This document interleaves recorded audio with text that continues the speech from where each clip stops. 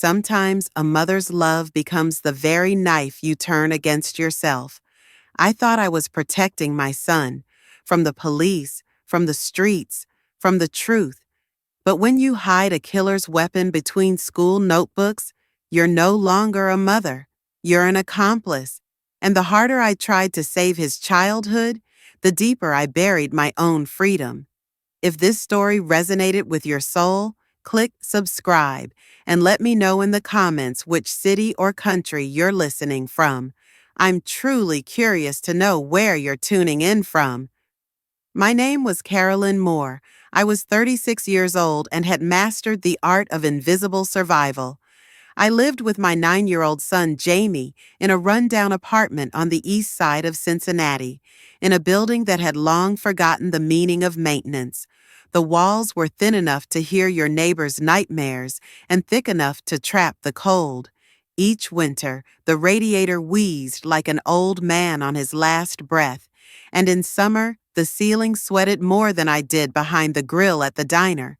I worked the graveyard shift at a place called Marvin's 24-Hour Diner, a joint that smelled like bacon grease, wet mop, and desperation. My hands were always raw from the scalding water, and my back ached from leaning over chipped countertops. I didn't complain. I couldn't afford to. My world revolved around Jamie, his school lunches, his asthma inhaler, his growing feet, his quiet sadness when I couldn't attend the school assemblies. Every dollar I earned went through an internal triage: rent, utilities, medication, food. There was no room for mistakes, and definitely no room for dreams. I didn't have time for friendship, let alone romance. My circle had shrunk over the years to the size of a paper plate. Just Jamie and me. Weekdays were mechanical. Wake him up, dress him, microwave oatmeal, walk him to school, get to work, get off at 6 a.m., nap, repeat. Weekends were for laundry and panic. I never said it out loud, but sometimes I would sit in the bathroom, door locked, fan humming, and cry silently into a towel. Not because something specific had happened, but because nothing ever did. Just survival, day after day, without pause, without purpose. When I looked at myself in the mirror, I barely recognized the woman staring back. My face carried the stories I never told: lines of worry, the smudged shadows of sleeplessness, the absence of lipstick or joy. My wardrobe was practical: cheap jeans from discount bins, shirts that didn't need ironing, shoes with soles glued back twice. I wore a plastic name tag at work that said Carrie because it sounded friendlier. Customers never asked what my real name was, and I didn't offer it. Jamie was the only soft thing in my life. He was quiet, perceptive, older than his years in a way that made me ache.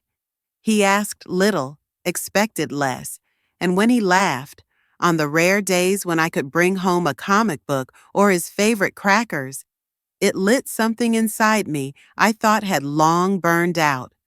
I protected him with a ferocity that sometimes frightened me. The world outside our apartment was sharp, hungry, and waiting to take from us. I would not let it take him.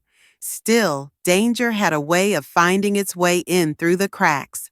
Our building was full of ghosts: addicts in the hallway, men who slammed doors too hard, women who cried into walls. We weren't friends, but we understood each other. There was no shame, just silence. I taught Jamie to never open the door without checking the peephole, never talk to strangers, never mention where I worked. I told him the truth in small, manageable pieces. The rest I buried inside. The thing about poverty is that it doesn't just starve your body, it starves your choices. You start thinking in survival math. If I skip rent this month, can I afford his inhaler? If I take a second job, who watches him? If I say no to this favor, will they still lend me that 20 next time? Every yes I said out of fear came with a cost I didn't fully measure until much later. I didn't consider myself broken, just bent, endlessly, in too many directions.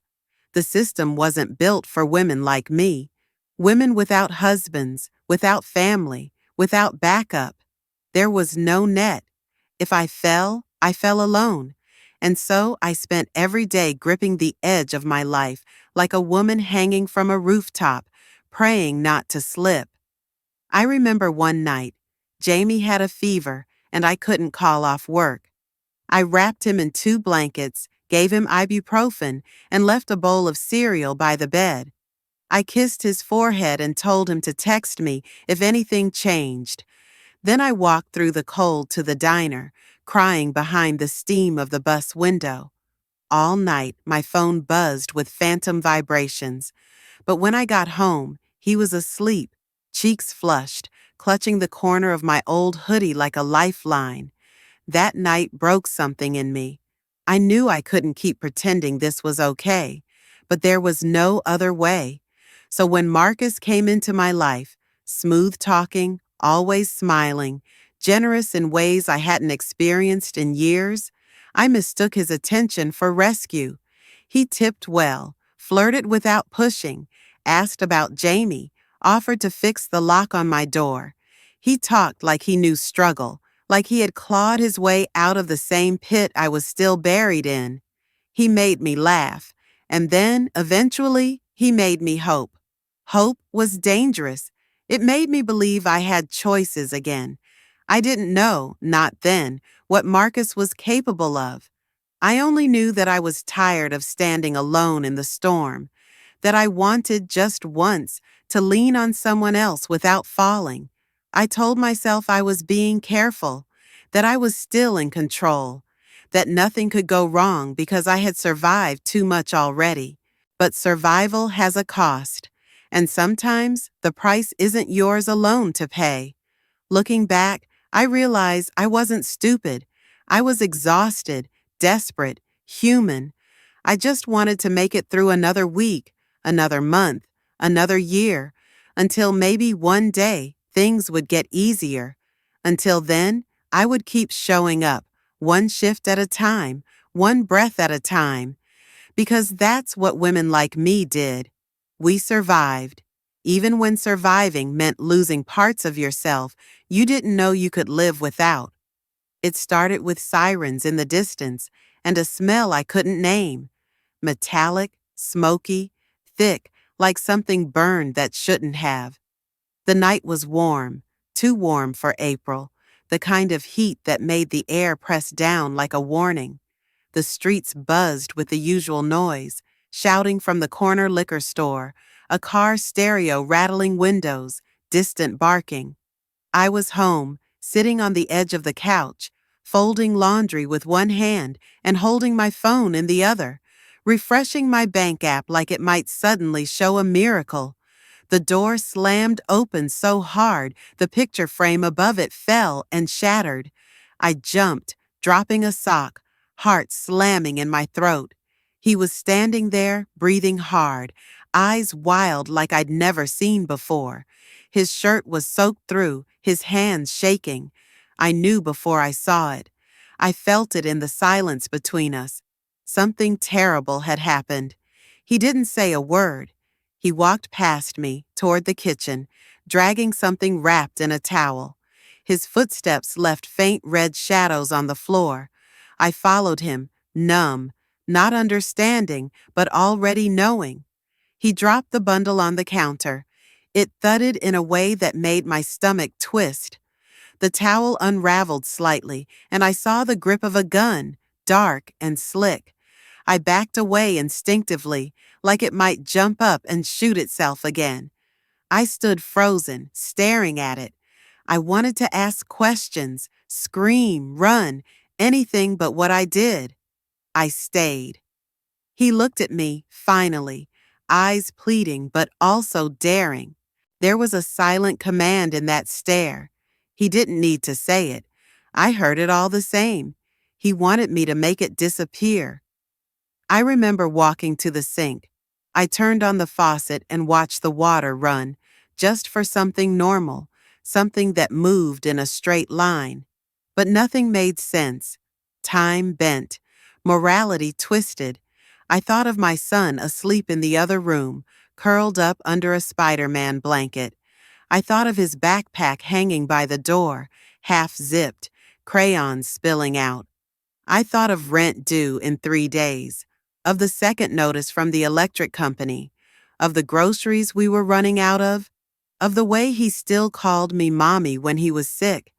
I told myself this wasn't real, that I was watching someone else's life unravel, that this wasn't happening in my kitchen, not with my hands, not under my roof. But it was. I couldn't deny it. The weight of that gun pulled everything else out of orbit. I wrapped it tighter in the towel, then again in a grocery bag. My hands were steady, like I'd done it before, like this was just another task on a checklist. I told myself I was protecting my child. I told myself he'd never know. I told myself I had no choice. I opened the closet. Jamie's backpack was on the floor next to his sneakers. I lifted it gently, emptied it halfway. Math homework, pencil case, a book about volcanoes. I slid the wrapped gun into the bottom and layered the schoolwork back on top. I zipped it slowly, like I was tucking in a secret. I knew how wrong it was. I knew this wasn't protection. This was surrender. This was crossing a line I could never uncross. But I kept going. I placed the backpack back where it had been. I walked to the bathroom and scrubbed my hands until they turned red. The water ran pink for a moment, then clear. My reflection in the mirror looked like someone else, someone capable of terrible things. That night, I didn't sleep. I lay in bed listening to the hum of the fridge, the creak of the ceiling, the ticking of the clock. Every sound felt amplified, each second a scream. I watched the digital numbers change and waited for morning to come, for the world to pull me back into its rhythm. But something had shifted. The clock still ticked, but it no longer counted down toward anything I could recognize. In the morning, I woke Jamie gently, made him breakfast. I smoothed his hair, straightened his collar. I handed him the backpack, my hands trembling so slightly I hoped he wouldn't notice. He smiled, kissed my cheek, and walked out the door. I stood there, watching him disappear down the street, his small shoulders bearing the weight of what I had hidden. The moment he turned the corner, I dropped to my knees. I couldn't breathe. Guilt didn't come in waves. It came like a flood, all at once, filling my lungs, pressing on my chest. I wanted to scream after him, to take it all back, to stop time and fix what I'd done. But it was too late. The line was crossed. I wasn't a mother anymore. I was an accomplice. I was a woman who had used her own child to hide a weapon of death. The hours that followed blurred. I went to work, wiped tables, poured coffee, laughed at regulars' jokes like nothing had happened.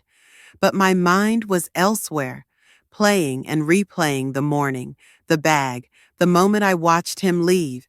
I checked my phone constantly, waiting for a call, a siren, a collapse. It didn't come, not that day, but I knew it would. I carried that knowledge in my bones. With every step, every breath, I felt it building, the inevitable knocking, the question I wouldn't be able to answer, the choice I had made. I told myself I did it for love, for survival, for Jamie. But deep down, I knew the truth. I had chosen silence over safety, and now all I could do was wait for the echo to return. The silence in our apartment had a new sound. It wasn't quiet. It was waiting. Every creak in the floorboards, every car slowing outside, every knock on a neighbor's door stretched my nerves like threads ready to snap. I started keeping the TV on all day, low volume, just to keep the walls from listening too closely. But even the chatter of morning shows and sitcom reruns couldn't drown out the weight in my chest. I moved through the rooms like a ghost of myself. My body performed its duties, cleaning, cooking, folding clothes. But my mind was elsewhere, always ticking, always bracing. I checked the peephole every few minutes, heart catching every time I saw a dark jacket or uniform. The windows stayed shut, curtains drawn, light barely allowed in. I didn't want the world to see in. I didn't want to see the world either. Jamie still went to school every morning. I'd hand him his backpack and watch him disappear down the block, each time fighting the urge to call him back, to scream, to run. I couldn't look him in the eye for too long. I was afraid he'd see it. The guilt, the fear, the secret I'd planted in his life like a landmine. He was just a boy, and I'd made him part of something dark, something irreversible. He didn't know, not yet, but the world had a way of revealing things. I told myself he'd be fine, that the school would never look, that the gun was buried too deep in the bag. But lies are thin fabric, and fear is a match. Every minute felt like friction. I stopped sleeping. When I did, I dreamt of sirens, of Jamie's voice calling out from behind glass, of doors slamming shut with me on the wrong side.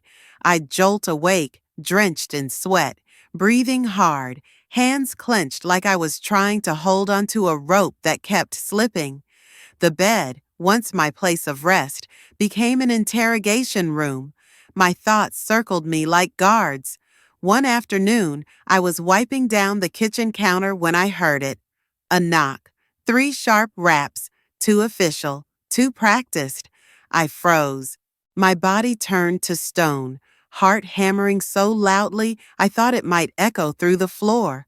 Another knock. Louder. I tiptoed to the door, looked through the peephole. 2 officers, plain clothes, but the stance gave them away. Calm, alert, rehearsed. I didn't open it. I didn't breathe. I stood there, pressed against the wall, hoping they'd hear nothing, feel nothing, sense nothing. They waited, knocked again. Then silence. A minute passed, then 2. I heard footsteps. They were gone. That day, the walls of our apartment shrank. The ceilings pressed lower. The air thickened. I realized I wasn't living in a home anymore. I was living in a holding cell with bad lighting and familiar furniture. Everything I looked at had changed. The couch wasn't a place to rest.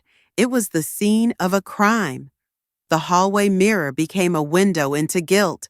Even the dishes clattered like warning bells. I started hiding things. My pay stubs, Jamie's school flyers, old photos. I burned a letter I wrote to my sister, but never sent.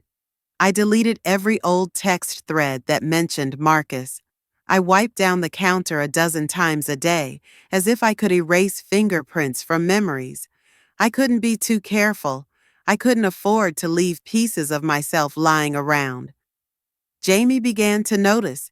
He asked why I didn't sing while making dinner anymore, why I stopped checking his homework, why I didn't tuck him in. I smiled when he asked, told him I was tired, that work had been hard, but he looked at me like he didn't fully believe it. Kids always know when the truth is missing, even if they can't name it. Every night, I sat on the floor beside his door after he fell asleep, knees pulled to my chest, listening to him breathe. It was the only time I felt sure he was safe. I memorized his breathing patterns like a lullaby. If he coughed, I was there. If he stirred, I reached out. I became a sentinel, standing guard over a fortress that was already crumbling. I stopped taking phone calls. I let the mailbox overflow. I feared every envelope, every number with no name on the screen. I didn't want contact with the outside, not neighbors, not coworkers, not family. Isolation became my shield. If no one knew, no one could betray me. But the truth was, I was betraying myself every second I stayed silent.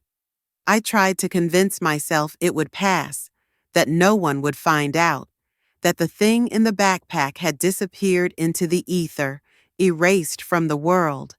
But deep down, I knew better.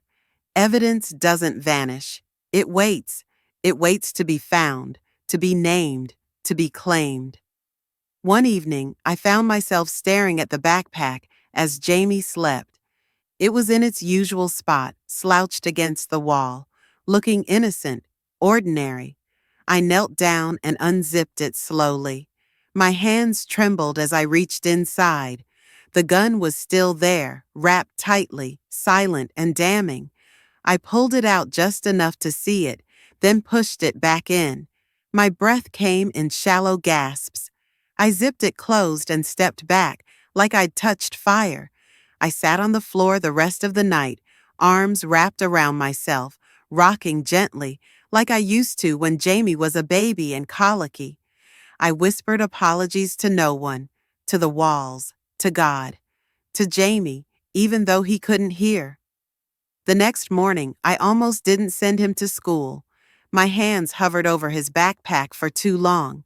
He looked at me funny, confused, concerned. I forced a smile, handed it to him, watched him walk away again.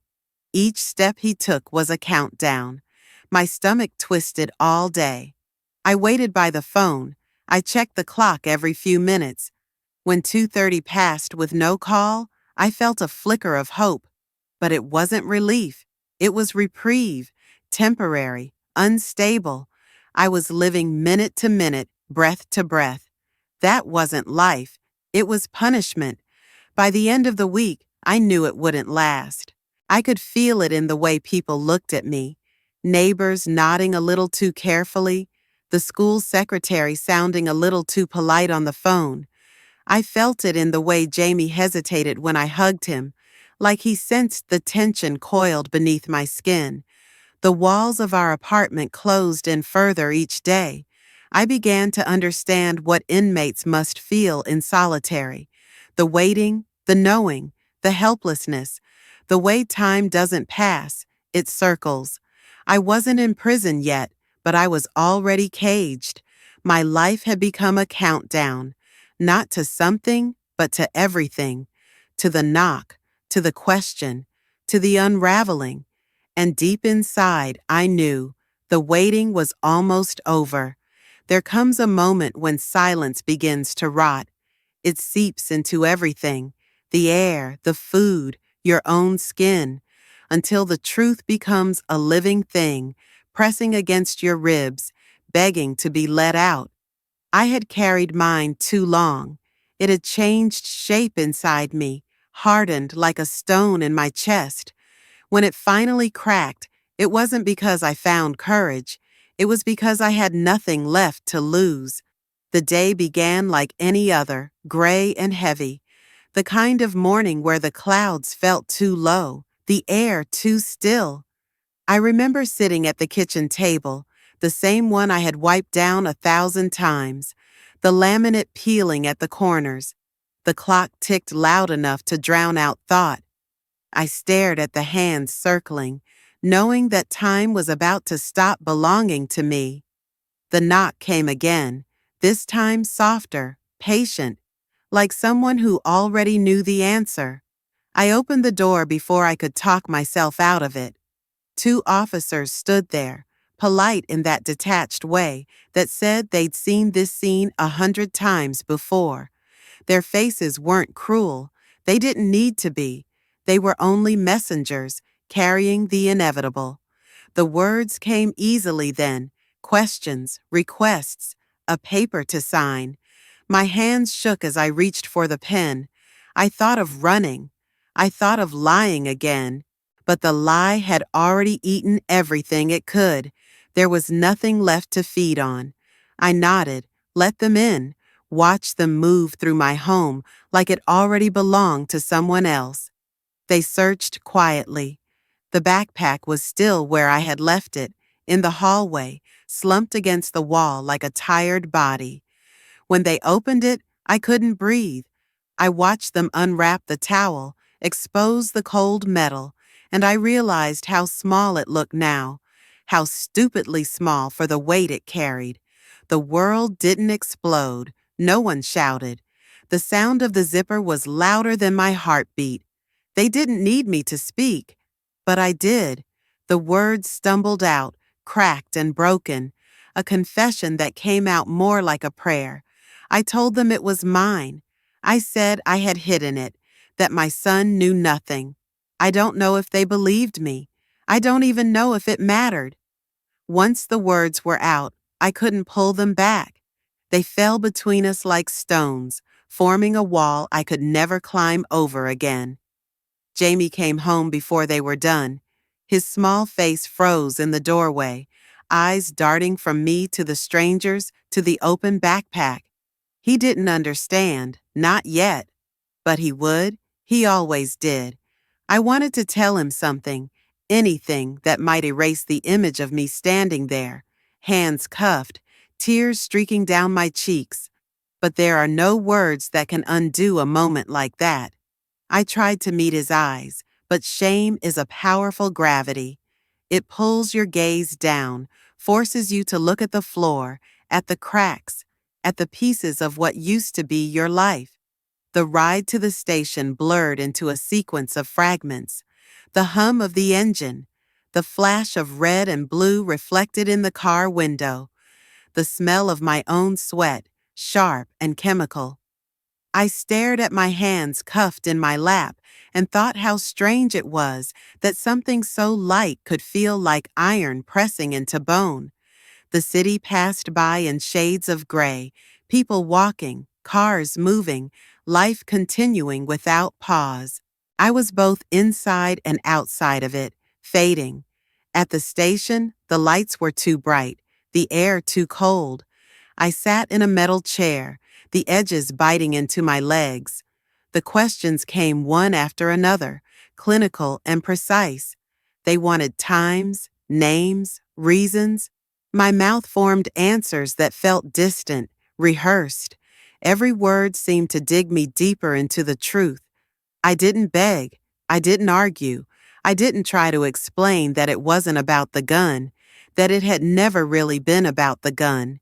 It was about fear, about love, about the way survival can twist into something unrecognizable. But they didn't ask for that story. They only wanted facts. When they finally left me alone in the room, I stared at the table in front of me. There were scratches carved into its surface, initials, numbers, meaningless marks left by others who had sat there before. I traced one with my finger and wondered if they had felt what I was feeling now, that strange blend of relief and ruin. The truth was out. The lie was dead. But so was I in a way. I had traded one prison for another. The trial was quick, mechanical. Faces blurred together. Judge, prosecutor, defense attorney. They spoke in terms I barely recognized. Accessory, evidence, reckless endangerment. Each word was a sentence in itself. I sat there in the same clothes I had worn that day, washed but still carrying the smell of bleach and sorrow. My hair was tied back, my hands folded neatly in my lap, as if good posture might somehow redeem me. When the verdict came, I didn't flinch. 8 years. The words fell heavy but clean, like a blade. I didn't cry then. I had already spent all my tears. My mind drifted to Jamie. I wondered if someone had told him what happened, if he still went to school, if he still carried that same backpack. I pictured him sitting in a classroom, trying to focus while the whispers spread around him. His mom, the gun, the news. They led me out of the courtroom, down a narrow hallway, the kind that smells like dust and disinfectant. My footsteps echoed too loudly. I remember thinking how strange it was to hear your own life ending in sound. Each step away from that door was a goodbye. To the apartment, to freedom, to the version of myself that still believed she could fix things. The holding cell was small, gray, almost clean. The bench was cold, the air heavy with other people's mistakes. I sat there for what felt like hours, trying to count the breaths between now and whatever came next. My reflection in the scratched metal door looked hollow, stripped of color. I tried to find the woman who used to laugh with her son, who used to fold laundry and hum under her breath, but she was gone. All that remained was the echo of her choices. Confession wasn't redemption, it was a transaction. You give up your lie, and in return, they take everything else. Your name, your freedom, your child's trust. I thought it might feel cleaner afterward, that maybe I'd sleep better knowing the truth was out. But the truth didn't set me free. It just built a different kind of cage, one with no secrets, but no light either. That night, as I lay on the narrow cot in the county jail, the sound of the door locking echoed through me. It was final, absolute. I closed my eyes and saw Jamie's face again, the way his expression shifted from confusion to horror as the officers led me away. I wanted to hold him, to explain, to promise him that one day he'd understand. But promises mean nothing when you've already broken the most sacred one, to protect. The fluorescent light buzzed overhead. I stared at the ceiling, tracing invisible cracks with my eyes, counting the seconds between the hums. My confession had saved no one. It had only proven what I already knew. Love, when twisted by fear, can destroy everything it was meant to protect. And so I lay there, listening to the sound of keys turning somewhere down the hall, knowing the price had been paid in full, not in money, not in years, but in silence, in loss, in the slow unraveling of who I used to be. The first letter I wrote was on a sheet of yellow paper that smelled faintly of disinfectant. The pencil was dull, the eraser half gone. I sat on the edge of my bunk, balancing the paper on my knees, trying to remember how to begin. "Dear Jamie," I wrote, and then stopped. The words hung there, small and fragile, like a heartbeat that didn't know if it should continue. My hand trembled. The walls around me were pale gray, the kind of color that swallows sound. I could hear the distant clank of doors, the shuffle of feet, a cough somewhere down the corridor. The air was heavy with bleach and something sour, fear maybe. Everything here smelled like fear. I wanted to tell him everything and nothing. I wanted to say I was sorry without reminding him of what I'd done. I wanted to tell him I missed him without admitting that missing someone in a place like this was its own kind of torture. So I wrote about the sky instead, about how, through the narrow slit of a window above my bunk, I could see a patch of blue in the mornings, sometimes crossed by a bird, sometimes not. I told him the birds reminded me of him, of the way he used to run down the block with his arms outstretched, pretending to fly. When I finished, I folded the paper carefully, sealed it, and wrote his name on the front. My handwriting looked unfamiliar, tight, nervous, older. The next day, I handed it to the guard during mail collection. He didn't look at me, just nodded and moved on. I watched him walk away, the envelope in his hand, and for a moment I let myself believe that something of me was leaving with it, that my words would reach beyond the walls, that he would hold the letter and understand. Days passed, then weeks. No answer came. I wrote another, then another, each one different, each one the same. I told him about the books I was reading, about the way the sunlight hit the concrete yard at noon, about the woman in the bunk above me who snored like thunder. I told him that I was learning how to sew, that I'd made a pillowcase out of an old uniform shirt, that the needle pricked my fingers until I stopped bleeding when it did. I told him that I was proud of him, that I hoped he was still painting, still dreaming, still believing in something. The letters became my routine, my ritual. Every Sunday evening, after dinner, I'd sit at the little metal desk in my cell and write. The words poured out like rain, steady, cleansing, unstoppable. I wrote until the lights flickered, until the guard's footsteps echoed down the hall for bed count. I wrote to feel human, to remember the sound of my own thoughts before they echoed back at me off the concrete. But they kept coming back.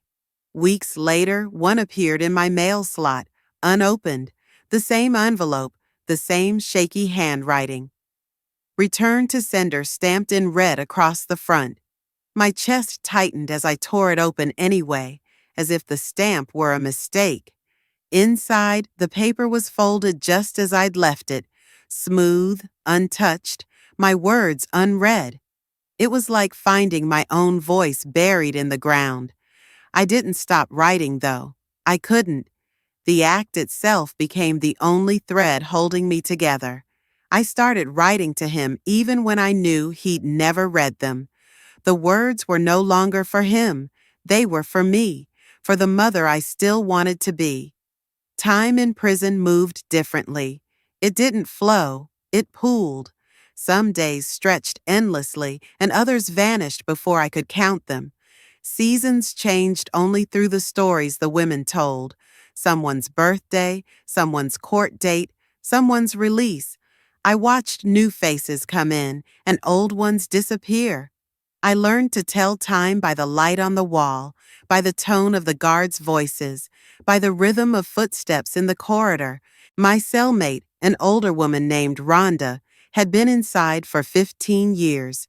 She said nothing shocked her anymore. She moved with a kind of weary grace, like someone who had already lived 3 lives in the same space. Sometimes, when I wrote at night, she'd glance down from her bunk and say nothing, but her silence felt like understanding. We all had ghosts here. Mine just had smaller hands and a boy's voice.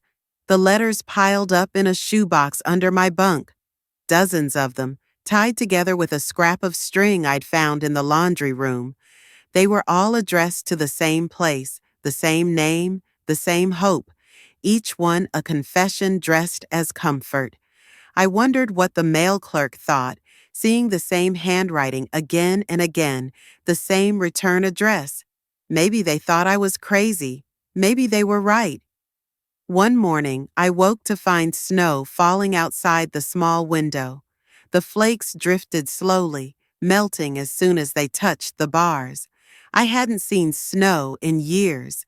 It made the world look almost gentle. That day, I wrote one of my longest letters. I told Jamie about the snow, about how it reminded me of the time we built a crooked snowman behind our old apartment. I told him I still kept that memory like a secret photograph in my mind, one that hadn't faded. I told him I loved him, though I knew he might never read the words. I didn't cry when I sealed that envelope. I'd run out of tears long before. Months later, during mail call, a guard stopped outside my cell. He handed me an envelope. My name was written on it, but not in my handwriting. It was neater, steadier. I recognized the loops of the letters immediately. My heart stuttered as I tore it open. Inside were only a few lines, written in blue ink. He said he was doing okay. He said he was living with his aunt now, going to school, trying to forget. He said he didn't hate me, but he couldn't write again. Not yet. Maybe someday. I held that piece of paper for hours, reading it until the words blurred. My hands shook so hard I thought I might tear it. It was more than I deserved. It was less than I hoped for. That night, I placed his letter on top of the pile of mine, tied the string tighter around them all, and hid them away again. Life inside didn't change after that. The routine stayed the same. The food still tasted of nothing. The air still buzzed with the hum of lights that never turned off. But something inside me shifted. I started writing less, not because I had stopped needing it, but because the silence between letters felt more honest now. I no longer wrote to be heard. I wrote to remember. On Sundays, I would take out one of the old letters and read it to myself. Sometimes I'd laugh at the way I tried to sound strong. Sometimes I'd flinch at the way the words trembled on the page. But always, always, I ended the same way, by whispering his name softly, like a prayer no one else could hear. The letters no one read became my diary, my sentence within the sentence. They marked time better than calendars. They reminded me that once I had lived in color, once I had loved fiercely, once I had believed that words could save me. Each envelope was a small act of faith, sealed against the weight of everything I had done. And though they came back to me unopened, I kept them. Because in a place where everything was taken, your name, your freedom, your worth, the letters were proof that I still had something left to give, even if no one ever read it, even if it was only ink and paper and silence, even if it was too late. The morning they told me I was going home, I felt nothing. No rush of joy, no trembling relief, no tears. Just a hollow quiet, the kind that follows after too much noise. The guard's voice was flat, routine, as if he were reading a grocery list. My name, my number, my release date. I nodded because that was all I could do. For years I had dreamed about this moment. The gates opening, the sun hitting my face, the first breath of real air. But when it came, it felt like I was being evicted from a life I had finally learned how to survive. They handed me a paper bag with my things, a pair of jeans that no longer fit, a worn-out shirt, $20, and a bus ticket. My name printed on a form that confirmed I existed again. The clothes smelled of dust and old memories. When I put them on, I saw the outline of the person I used to be. Someone softer, someone foolish enough to believe that freedom was waiting at the end of a sentence. The fabric hung loose on me. I had lost weight, but not just from hunger. The years had carved me smaller. When I stepped outside, the light was violent. It hit me like heat from an open oven, and for a moment, I couldn't breathe. The air was thick with the scent of gasoline and asphalt, not the purity I'd imagined in all those sleepless nights. I stood there blinking, trying to adjust. The world moved too fast. Cars rushed by. People shouted into phones. Somewhere, music was playing from a passing truck. The noise of freedom was unbearable. I boarded the bus and sat by the window. No one looked at me. No one ever looks at the woman with the paper bag. The city blurred past, buildings, billboards, strangers. I pressed my hand to the glass, half expecting it to burn. Everything outside seemed louder, brighter, crueler.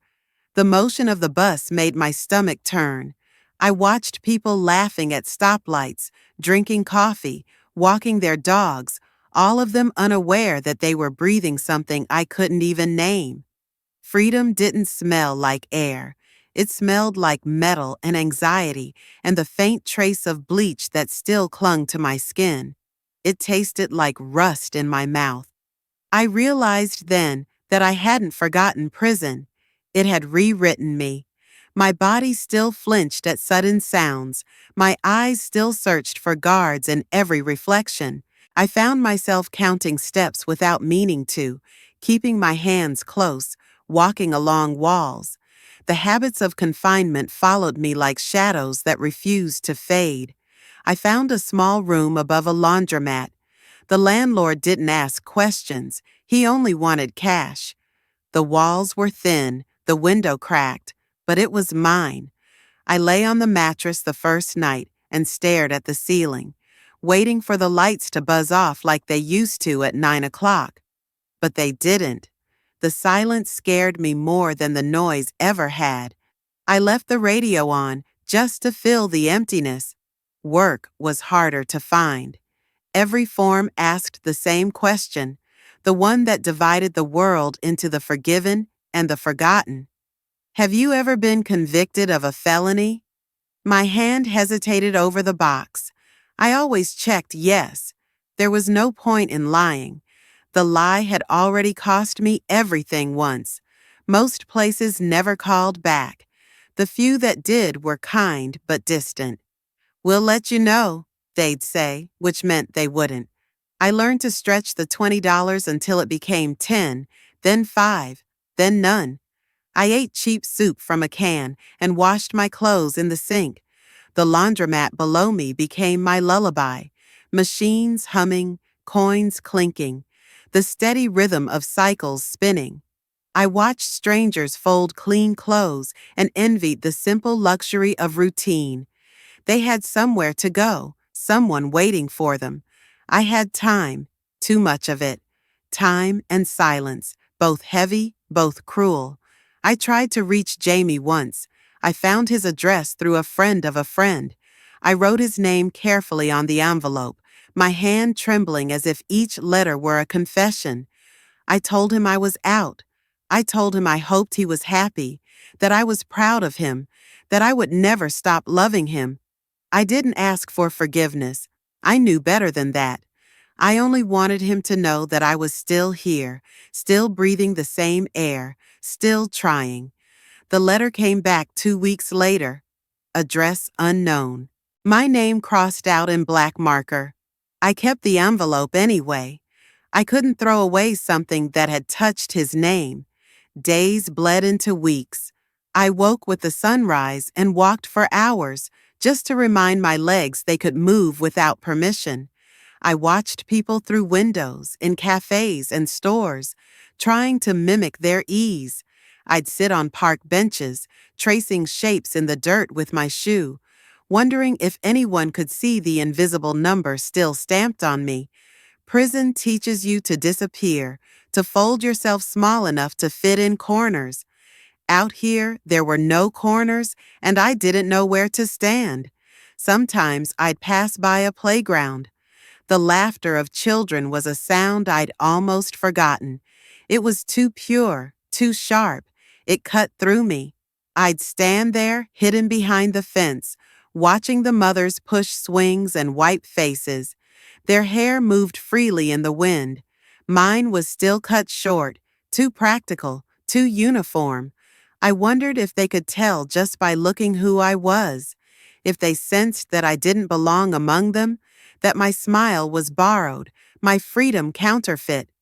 At night, I dreamed of doors, doors that locked, doors that opened, doors I could never find the key to. Sometimes I woke up gasping, half expecting the walls to be white and the lights to flicker on with a buzz. The world outside had no routine, and that frightened me.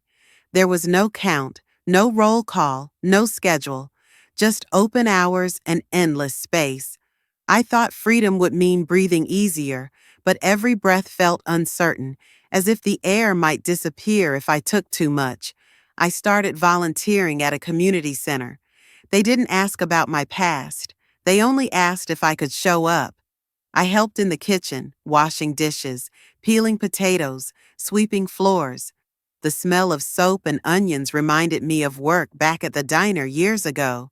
I liked the noise, the chatter, the clatter of plates, the soft laughter of people who still believed in second chances. It made me feel almost normal, though I knew normal was a country I no longer belonged to. One evening, after everyone had left, I stood outside the building and looked at the sunset. The sky was streaked with orange and violet, fading into dusk.